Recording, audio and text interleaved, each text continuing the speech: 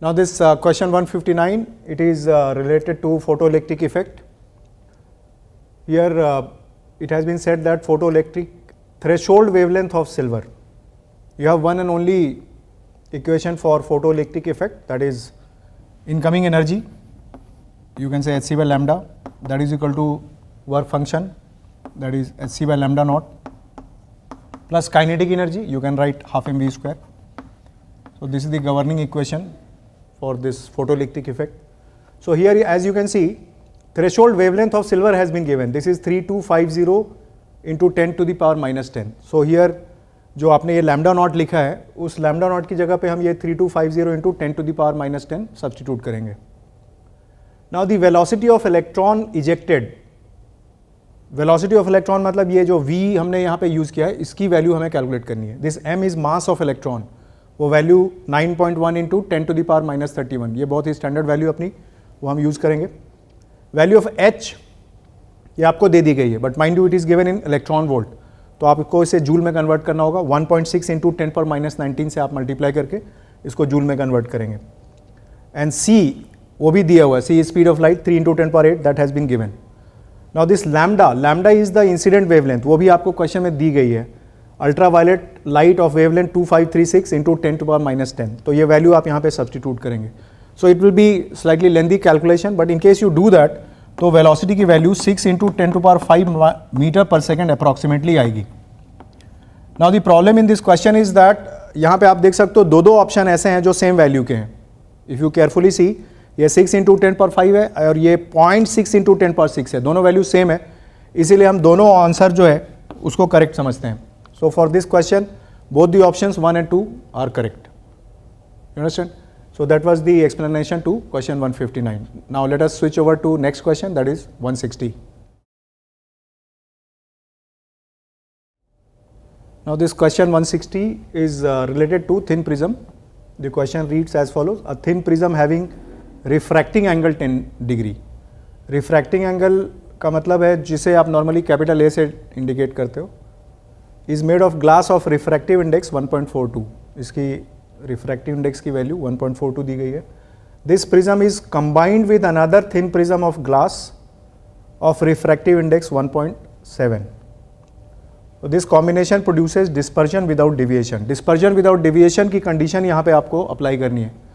तो इसके लिए बहुत ही स्टैंडर्ड फॉर्मूला आपके पास μ1 minus 1 into A1 is equal to μ2 minus 1 into A2, ये फॉर्मूला यूज़ होगा. यहाँ पे μ1 की value as you can see 1.42 दी गई है, ये 1.42 यहाँ सब्स्टिट्यूट करेंगे, minus 1.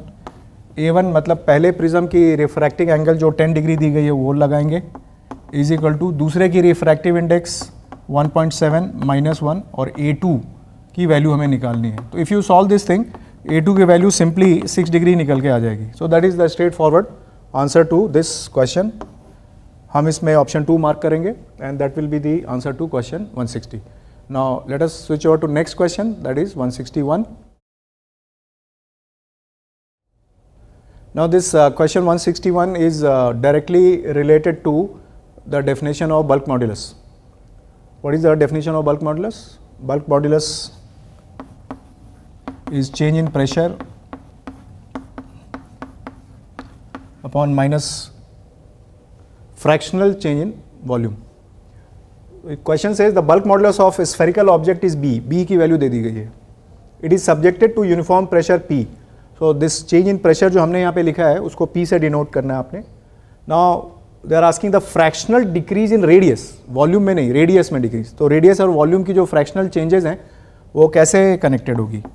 So since V that is volume is proportional to RQ, तो इसीलिए ये जो डेल्टा V by V है उसको आप 3 times delta R by R लिखेंगे.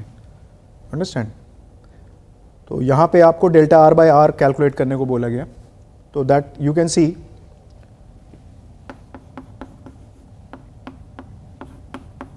डेल्टा R by R, ये P by 3B. अब डिक्रीज है तो नेचुरली ये वाली चीज़ प्लस हो जाएगी. अंडरस्टैंड? तो ये P by 3B, this will be the correct answer for this question. For that matter, we will be marking answer 4 for this question 161. Now let us switch over to next question, that is 162. Now this question 162, it's a question of closed organ pipe. Question says the two nearest harmonics of a tube closed at one end and open at the other end. What is the meaning of this sentence? एक and पे ये tube closed है और दूसरी and पे open है, इसका मतलब ये क्लोज्ड पाइप हो गई. इसकी दो एडजेसेंट फ्रीक्वेंसी आपको दे दी गई है, 220 हर्ट्ज एंड 260 हर्ट्ज.